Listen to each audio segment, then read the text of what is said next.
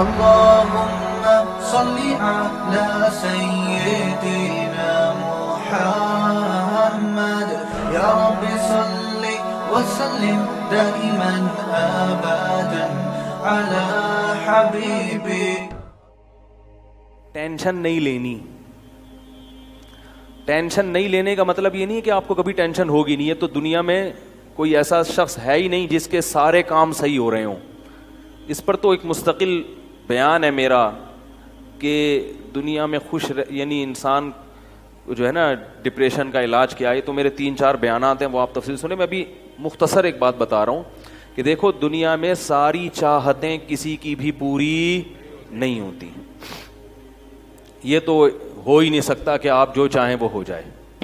لوگ وزیر اعظم بنتے ہیں, جیل میں چلے جاتے ہیں. حقیقت ہے یہ. کہاں کہاں انسان پہنچتا ہے, پھانسی کے پھندوں پہ لٹک جاتے ہیں, اور معلوم نہیں کیا کیا ہوتا ہے. تو ساری چاہتیں نہیں پوری ہونے والی ہیں آپ کی. تو اب حل کیا ہے اس کا کہ بھائی ہر خواہش پوری کرو, یہ تو ہو نہیں سکتا. تو بھائی سمجھوتا کر لو. کیا خیال ہے؟ جب بھی کوئی مصیبت آئے پہلے تو کوشش کرو مصیبت نہ آئے. اپنی حماقتوں ایسی کام نہ کرو جس سے ٹینشن والا معاملہ پیدا ہو. میں نے بتایا تھا نا جمعے کے بیان میں, لڑکیوں سے دوستی لگانا, یہ چیزیں آپ کی ٹینشن میں اضافہ کریں گی, کمی نہیں کریں گی. حقیقت ہے یہ. تو یہ چرس پی رہا ہے, چرسیوں میں اٹھ رہا بیٹھ رہا ہے, چرس پینے سے ٹینشن بڑھتی ہے, کم نہیں ہوتی. جب نہیں ملے گی تو پاگل ہوگا نا. تو وہ کام, ایسے کام کرنا جس سے آپ غریب آدمی ہو لیکن رہنا اپنے مالداروں کے علاقے میں شروع کر دیا, اس سے ٹینشن بڑھے گی, احساس کمتری کا شکار ہو جاؤ گے. یار اس کے پاس بھی گاڑی, یار اس کے پاس کرولا, میرے پاس رکشا, خام خا کی. تو آپ کو چاہیے تھا کہ جب آپ رکشا ہے تو ایسے علاقے میں جاؤ جہاں سب کے پاس کیا ہے, رکشا ہے. دکان پکوڑوں کی ہے اور سوچیں کروڑوں کی. یہ خام خواہ میں لوگ ٹینشن میں آئے ہوئے ہیں. میں نے ڈیفنس کے لوگوں کو بھی ٹینشن میں دیکھا ہے. 1000 گز کا بنگلہ ہے, کروڑوں روپے کما رہے ہیں مگر ٹینشن میں ہے. یہ میں ہوائی باتیں نہیں کر رہا. لوگ آتے ہیں کیوں ٹینشن میں کہ پڑوسی کے پاس اس سے بھی زیادہ ہے. تو یہ ٹینشنیں قدرت کی طرف سے نہیں ہیں, یہ آپ کی اپنی پالی ہوئی ہیں. تو حدیث میں نبی صلی اللہ علیہ وسلم نے فرمایا دنیا میں ہمیشہ اپنے سے کمتر کو دیکھو. یار میرے پاس رکشا ہے اور فلاں آدمی قسطوں پہ بھی رکشا خریدنے کی صلاحیت نہیں رکھتا. سڑکوں پہ فٹ پاتھوں پہ پڑے ہوئے ہیں. 3-4 دن پہلے صدر گیا میں تو دیکھا فٹ پاتھ پہ لوگ پڑے ہوئے ہیں. میں نے کہا یار یہ بھی لوگ ہیں, نہ گھر ہے نہ بال بچے. ایک کنوارے کا فون آیا, ایسے جیسے وہ نہیں ہوتی, کیا بولوں میں, ایسے طنز کر رہا تھا. کہہ رہے یار کوئی رشتہ ہی نہیں دیتا, یہ زندگی کوئی زندگی ہے. تو میں نے سوچا, میں نے کہا دیکھو وہ جو صدر میں فٹ پاتھ پہ پڑے ہوئے ہیں نا, ان کو کوئی دے گا رشتہ؟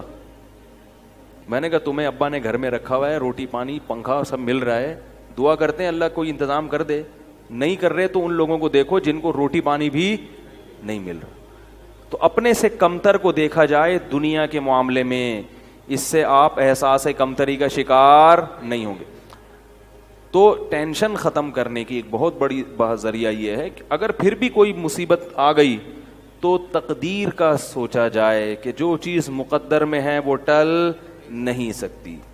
اور دنیا مسافر خانہ ہے, یہاں اگر ٹینشن ہے تو وہ بھی عارضی, یہاں کی خوشی بھی عارضی. ایک آدمی کے بچے بچھڑ گئے, طلاق ہوئی میاں بیوی میں, بیوی بچوں کو لے گئے فرار. اب وہ میرے پاس آیا, ایسے بیچارہ, ظاہر ہے بچے تو یاد آتے ہیں, ایسے اس کی حالت خراب, اسٹریس. تو میں نے کہا کیس کرو عدالت میں. کہہ رہے عدالت میں کیس سے کوئی فائدہ نہیں ہے, نہیں ملیں گے بچے. بہت میں نے حل بتائے, یہ کر لو, تمام حل ناکام. میں نے کہا پھر یوں کرو. کیا کرو؟ مٹی ڈال. میں نے کہا ڈاکٹر عافیہ صدیقہ کا سوچو, وہ عورت ہے, جیل میں ہے, اپنے بچوں سے دور ہے, مزید اولاد بھی نہیں ہو سکتے اس کے. تو میں نے کہا تمہارا اگر تمہیں جیل میں ڈال دیا جائے نا ابھی, تو تم کہو گے چلو بچے نہ ملیں لیکن جیل سے تو باہر آؤں, یہی سوچو گے نا. اس کا سوچو کہ وہ ایک عورت ذات ہے, کئی سالوں سے جیل کے اندر پڑی ہوئی ہے, اور عورت کے لیے بچوں سے جدائی وہ بہت زیادہ مشکل ہے, مرد تو برداشت کر لیتا ہے. تو میں نے کہا اب جو چیز بس میں نہیں ہے اس پہ غم کرنا فضول, مٹی ڈالو ایسے اور شادی کرو اور مزید نئے بچے پیدا کرو. جب ادھر دوسری اولاد آئے گی تو ادھر سے ذہن آپ کا ہٹ جائے گا. کہتے ہیں لوگ تانے دیں گے, بچوں کو بھول گیا. میں نے کہا لوگوں کے پاس فالتو ٹائم بہت ہے, ٹھیک ہے نا, وہ تانے دیتے رہیں گے, لوگوں کے تانوں کی پرواہ مت. جب ایک چیز آپ کے بس میں نہیں ہے تو اس پہ سوچنا کیسا. یہ بھی ایک بہت بڑا نسخہ ہے سکون کا کہ جو چیز آپ کے اختیار میں نہیں ہے اس کے بارے میں سوچنا بند کر دو. دیکھو نوح علیہ الصلاۃ والسلام اپنے بیٹے کی ساری زندگی تربیت کرتے رہے مگر وہ کافر نکلا. آخری وقت میں نوح علیہ السلام کو اپنے بیٹے پر کتنا پیار آیا کہ میری کشتی میں سوار ہو جا. بیٹا کہتا ہے سآوی الی جبل یعصمنی من الماء, میں پہاڑ پہ چڑھ جاؤں گا جو مجھے پانی سے بچا لے گا. پیغمبر کو اپنی اولاد سے بہت محبت ہوتی ہے, بہت زیادہ ہے. جیسے یعقوب علیہ السلام کو تھی نا اپنے بیٹے سے. کتنا درد ہوگا اس وقت نوح علیہ السلام کے دل میں, کیسے تڑپ رہے ہوں گے. لیکن بیٹا باز نہ آیا. وحال بینہم الموج فکان من المغرقین, ایک موج آئی اور اس کو غرق کر دیا.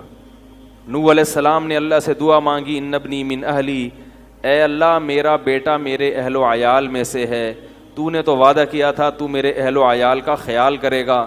اللہ نے کیا فرمایا انہ لیس من اہلک, یہ تیرے اہل میں سے نہیں ہے, اس کا عمل ٹھیک نہیں ہے.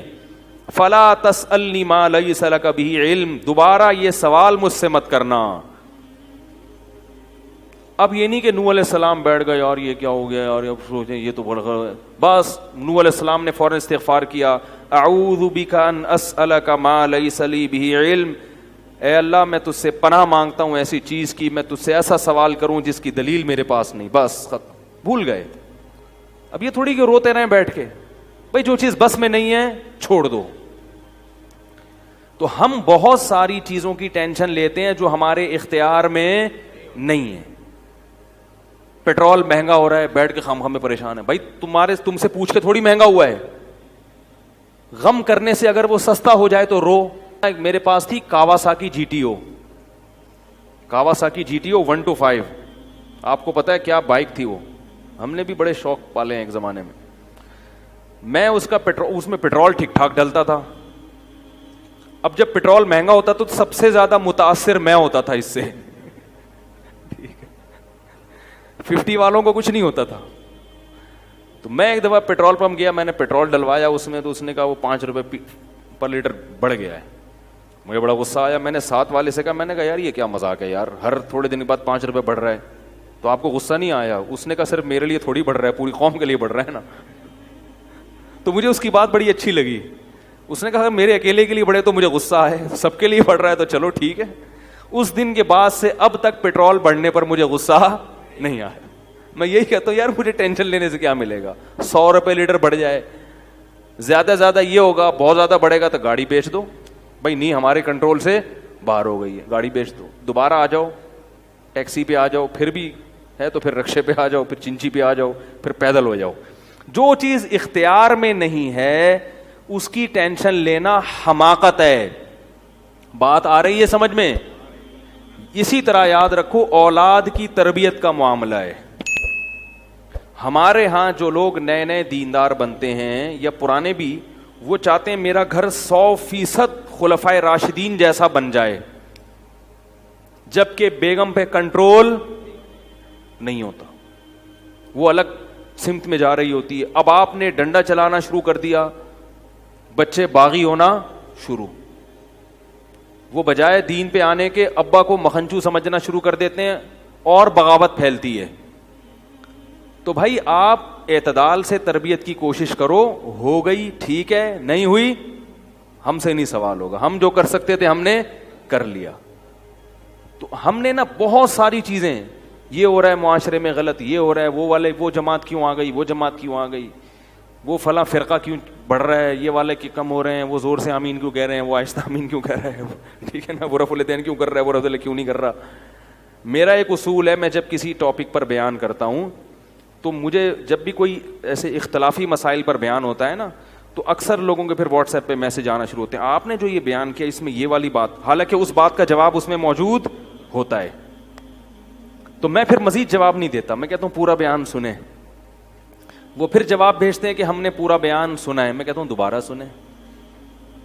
کہتے ہیں سنا تو ہے, مجھے جواب نہیں ملا, جبکہ مجھے پتا ہوتا ہے جواب اس میں ہے. میں کہتا ہوں پھر تیسری بار دوبارہ سنیں, کیونکہ اس سے زیادہ کہ ہم مکلف نہیں. اب یہی تھوڑی کہ ایک ہی چیز کو لے کے پھر وہی سوال وہی جواب وہی سوال وہی جواب. پبلک کے پاس تو ٹائم ہے, وہ تو کرتے رہیں گے اور آپ کی صلاحیتیں بیکار ضائع ہوتی رہیں گی. بھائی ہم جو ایک ٹاپک پر بات کی, پورا کور کیا اس کو, مجھے اچھی طرح معلوم ہے آپ کے ان تمام سوالات کا جواب اس میں موجود ہے. اب بار بار سوال کرو گے تو ہم نئے سرے سے جواب دے کے ٹائم ضائع, یہ ٹینشن ہے خام خواہ کی کیوں پالیں. ٹینشن پتہ ہے کیا ہوتی ہے؟ ٹینشن یہ ہوتی ہے کہ یار اتنی تفصیل سے میں نے بیان کیا پھر بھی لوگوں کی سمجھ میں نہیں آ رہا, ہائے یہ کیا یار, یہ کیا ہے. اس سے آپ خام خواہ میں آپ کے سر کے بال غائب ہوتے رہیں گے. تو ہم یہی کہیں گے, اے اللہ ہم سے جو ہو سکا تھا ہم نے کر دیا. اب سمجھ میں آنا سمجھانا کس کے بس میں ہے؟ اللہ کے بس. نبی کی بات سب کی سمجھ میں نہیں آئی, اور اللہ تعالیٰ نے نبی کو کتنی تسلیاں دی ہیں قرآن میں. نبی کو بار بار کہا کہ آپ جو سمجھا رہے ہیں پھر بھی یہ نہیں سمجھ رہے تو ٹینشن نہ لیں. کیوں؟ نبی کو اگر زیادہ ٹینشن ہوگی تو کام کون کرے گا؟ قرآن میں سینکڑوں آیتیں ہیں جو صرف تسلی پر مبنی ہیں, جن میں نبی کو کیا دی جا رہی ہے؟ تسلی. لعلک باخع نفسک علی آثارہم, کہیں ایسا نہ ہو کہ ان کی ہدایت کے پیچھے آپ کی جان ہی ہلاک ہو جائے, یعنی غم سے. کیونکہ نبی صلی اللہ علیہ وسلم حیران ہوتے تھے کہ ان کو میں نے معجزے بھی دکھا دیے, اور میں نے بتایا کہ یہ بت ہیں جن جو نہ سن سکتے ہیں, نہ دیکھ سکتے ہیں, نہ بول سکتے ہیں, ہر طرح سے سمجھا دیا. ٹھیک ہے, اور میری 40 سالہ زندگی بھی انہوں نے دیکھی کہ زندگی میں کبھی میں نے جھوٹ نہیں بولا, امین اور صادق مشہور ہوں. اور یہ پیغمبروں کا انتظار بھی کر رہے تھے کہ ایک نبی آنے والا ہے. سب چیزیں ہو گئیں پھر بھی نہیں مان رہے, تو ٹینشن تو ہوتی ہے نا. تو قرآن نبی کو کیا کہہ رہا ہے کہ مزید ٹینشن لیں؟ نہ قرآن ٹینشن کیا کر رہا ہے؟ کام. نہ ٹینشن نہ لیں, ٹینشن نہ لیں. انت علیہم بمسیطر, آپ ان پر نگہبان نہیں ہیں, داروغہ نہیں ہیں, گن پوائنٹ پہ نہیں لائیں گے آپ کسی کو, آپ سے سوال نہیں ہوگا. آپ بلغ ما ارسل الیک من ربک, آپ کا کام ہے پہنچانا. یہاں تک کہ اپنے سگے چچا ایمان نہیں لے کر آ رہے, جنہوں نے آپ کو پالا بچپن سے. چلو وہ تو دشمن تھے, وہ ایمان نہ لائیں تو انسان صبر کرتا ہے, یہ تو دشمن ہے. اپنے سگے چچا جنہوں نے بچپن میں پالا, کفالت کی آپ کی, 3 سال رسول اللہ صلی اللہ علیہ وسلم کا بائیکاٹ کیا ہے قریش نے, کھانا پینا بند کر دیا, شعب ابی طالب کی گھاٹی میں بند کر دیا بنی ہاشم کو, کہ ان کا 3 سال تک کوئی لنک نہیں ہوگا ان سے, تاکہ یہ رجوع کریں اپنے دین سے. ابو طالب بھی آپ صلی اللہ علیہ وسلم کے ساتھ اس گھاٹی میں بند ہوئے, ایمان نہیں لائے مگر اپنے بھتیجے کا ساتھ دیا. اتنے اچھے چچا لیکن ایمان نہیں لائے. کیسا نبی کا دل کڑتا ہوگا کہ نہیں ہوگا؟ موت کے وقت آ کے نبی نے کہا کہ ایک دفعہ کلمہ پڑھ لیں تاکہ قیامت کے دن آپ کی بخشش کر سکوں, سفارش کر سکوں, آپ کی اللہ سے بخشش کی دعا کر سکوں. کیسا دل مچلتا ہوگا نا. ابو طالب کو خیال آیا کلمہ پڑھنے کا. قریش کے جو سردار تھے انہوں نے ابو طالب کو دیکھنا شروع کر دیا کہ کلمہ, کتنا غصہ آیا ہوگا نبی کو ان سرداروں پہ کہ میرا چچا جس نے میری اتنی کفالت کی, مجھ سے اتنی محبت کی, آج وہ میرے سامنے جہنم کی آگ میں داخل ہو رہا ہے اور یہ کمبخت کھڑے ہوئے اس کو ورغلا رہے ہیں. ابو طالب نے چند اشعار کہے کہ اگر مجھے یہ ڈر نہ ہوتا کہ عرب کہیں گے کہ ساری زندگی اسلام نہیں لایا, موت کے وقت موت کے ڈر سے باپ دادا کا دین چھوڑ دیا, یہ ڈر نہ ہوتا تو آئے محمد آج میں تیری آنکھیں کلمہ پڑھ کے ٹھنڈی کر دیتا. لیکن اس کو انہوں نے غیرت کا مسئلہ بنا لیا کہ میں مروں گا تو سردار کہیں گے کہ یہ ایک زبان والا نہیں ہے. زبان تبدیل کر لی انہوں نے, کرنا تھا تو پہلے ہی مان لاتا نا, اب کیوں. اور وَلَقَدْ عَلِمْتُ بِأَنَّ دِينَ مُحَمَّدٍ مِّن خَيْرِ أَدْيَانِ الْبَرِيَّةِ كُلِّهَا مجھے یقین ہے کہ محمد جو میرا بھتیجا دین لے کر آیا ہے تمام دنیا کے دینوں میں سب سے افضل ہے. لولا الحذار لولا الملامت او حذار مسبت، اگر ملامت کا خوف یا لوگوں کے برے بھلے کہنے کا خوف نہ ہوتا تو آج میں اپنے بھتیجے کی آنکھیں ٹھنڈی کر دیتا. کیسا دل کوڑا ہوگا میرے بھائی، کیسا، جس کو جہنم کی آگ کا یقین ہے اور ان کو معلوم ہے کہ میرا چچا جہنم کی آگ میں داخل ہونے والا ہے، کیسا تڑپ رہے ہوں گے. اور ابو طالب کی آنکھیں بند ہو گئیں. نبی صلی اللہ علیہ وسلم اتنے غم زدہ ہوئے، اللہ نے پھر کیا دی؟ تسلی کی آیتیں کہ ٹینشن نہ لو. یہ میں آپ کو کیوں واقعات سنا رہا ہوں کہ جب اتنے بڑے بڑے غم کے واقعات میں اللہ ٹینشن لینے کو پسند نہیں کر رہے، تو ہماری چھوٹی چھوٹی، اس کی پکوڑے کی دکان چل گئی، میری دکان بند ہو گئی، اس کو سواری مل گئی ہے بھائی رکشے میں، مجھے سواری نہیں ملی، ان چیزوں میں ٹینشن لینے کا کیا مطلب؟ بہت مشکل ہے یار، کیا کریں یار. ہماری ٹینشن یہی ہوتی ہے نا یار، سیٹنگ وہاں چل رہی تھی، ابا نے رشتہ وہاں طے کر دیا. یہ کوئی ٹینشن کی چیز ہے؟ ٹینشن تو وہ ہے جو نبی کو ہوئی تھی، یہی ٹینشن ہے آج کل.